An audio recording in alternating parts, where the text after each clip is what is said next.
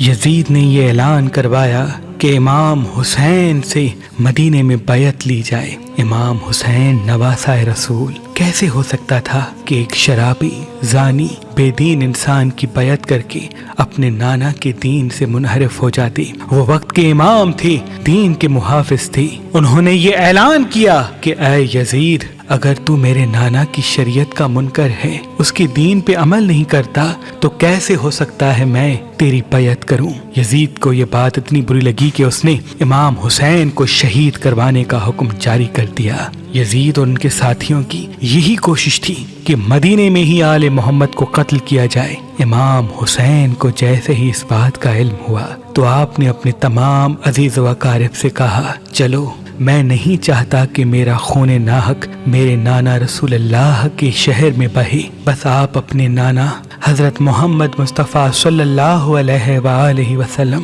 کی قبر مبارک پہ آتے ہیں اور رو کے فریاد بلند کرتے ہیں کہ اے نانا، اب تیری امت مجھے تیرے شہر میں رہنے نہیں دیتی۔ روتے روتے آپ کی آنکھ لگتی ہے، آپ خواب دیکھتے ہیں کہ حضرت محمد مصطفیٰ صلی اللہ علیہ وآلہ وسلم فرماتے ہیں، اے میرے حسین، تو جہاں جہاں جائے گا تیرا نانا بھی تیرے ساتھ ہوگا۔ اے حسین، تیری قربانی کے بغیر اللہ کا دین بچ نہیں سکتا۔ امام حسین خواب سے بیدار ہوتے ہیں، اپنے نانا رسول اللہ کے روزے کو سلام کر کے، اپنی ماں سے الوداع کہہ کے، تمام بچوں کو، ساتھیوں کو لے کے مدینے سے روانہ ہوتے ہیں۔ تاریخ نے لکھا، امام حسین کی ایک بیٹی جو شبیہ بی بی فاطمۃ الزہرا سلام اللہ علیہا تھی، جن کا نام امام حسین نے فاطمہ صغرا رکھا تھا، اس وقت آپ بیمار تھیں اور امام حسین کو یہ علم تھا کہ ان کی شہادت کے بعد ان کی بیٹیوں کو،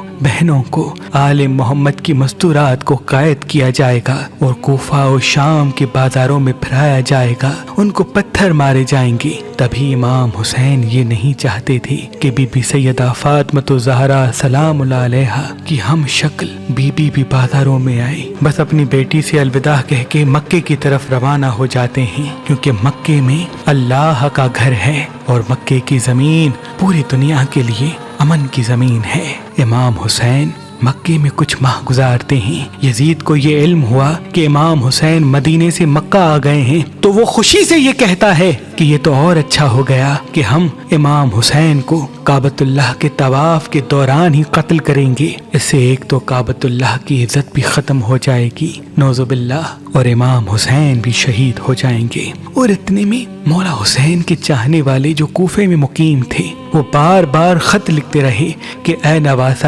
رسول، اب کوفہ رہنے کے قابل نہیں رہا، یزید کے ساتھی سپاہی ہم پہ بار بار ظلم کرتے ہیں، آپ جلد کوفہ آ جائیں۔ ان خطوں میں سے کچھ خط ایسے تھے جن میں یہ تحریر تھا کہ اے حسین، اگر تم آج ہماری نصرت کے لیے نہیں آئے تو ہم روز محشر آپ کے نانا سے آپ کی شکایت کریں گے کہ دین مٹ رہا تھا اور آپ کا بیٹا خاموش تھا۔ بس امام حسین نے اپنے سفیر مسلم بن عقیل کو کوفے کی طرف روانہ کیا اور یہ فرمایا کہ اے مسلم، جا کوفے والوں کے حالات معلوم کر اور اس کے بعد مجھے خط لکھنا، پھر ہم بھی جلد وہیں آ جائیں گے۔ مسلم بن عقیل کوفے پہنچتے ہیں اور دیکھتے ہیں کہ ہزاروں کی تعداد میں مولا حسین کے چاہنے والے امام حسین کے منتظر ہیں۔ آپ نے جب لوگوں کی محبت دیکھی تو ایک خط امام حسین کی طرف مکے روانہ کر دیا اور اس خط میں یہ تحریر تھا کہ اے نواسہ رسول، جلد آپ کوفے آ جائیں تاکہ یہ سارے لوگ جو یزید کے ظلم کی وجہ سے پریشان ہیں آپ کی بیعت کر سکیں۔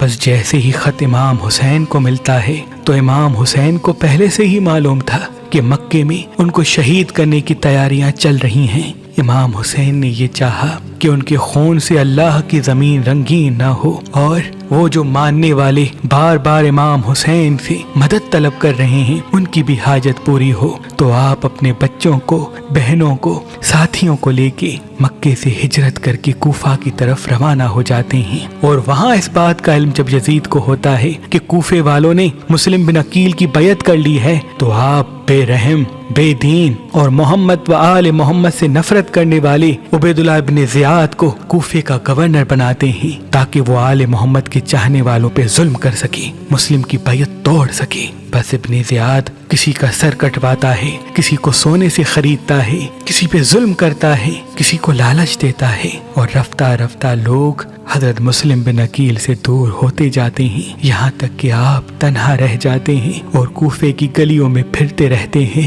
اور کہتے رہتے ہیں، اے کوفے والو، تم نے تو مجھے خط لکھ کے بلایا تھا اور آج اپنے اپنے گھروں میں ایسے چھپ کے بیٹھے ہو جیسے تم مجھے جانتے ہی نہیں۔ حضرت مسلم بن عقیل چلتے چلتے ایک گھر کے پاس آتے ہیں اور اس کی دہلیز پہ بیٹھ جاتے ہیں۔ اس گھر سے ایک بوڑھی عورت نکلتی ہے، جیسے ہی اس جوان کو دیکھتی ہے تو کہتی ہے، اے جوان چلے جاؤ، کیا تجھے معلوم نہیں کہ گورنر کا حکم ہے کہ کوئی بھی اپنے گھر سے باہر نہ نکلے ورنہ اس کا سر قلم کیا جائے گا؟ مسلم بن عقیل فرماتے ہیں، میرا تو وطن مدینہ ہے، میرا یہاں کوئی گھر نہیں۔ وہ پوچھتی ہے، تم کون ہو؟ حضرت مسلم فرماتے ہیں، میں امام حسین کا سفیر مسلم بن عقیل ہوں۔ وہ بوڑھی عورت فوراً اس کو اپنے گھر لے آتی ہے، کھانا کھلاتی ہے، پانی پلاتی ہے اور کہتی ہے کہ اے جوان، آج کی رات یہاں گزار لے، کل صبح کو کہیں دور چلے جانا۔ اس بات کا علم اس بوڑھی عورت کے بیٹے کو ہوتا ہے کہ ابن زیاد نے مسلم کے سر پہ تو بڑا انعام رکھا ہے، جیسے ہی میں ابن زیاد کو یہ خبر سناؤں گا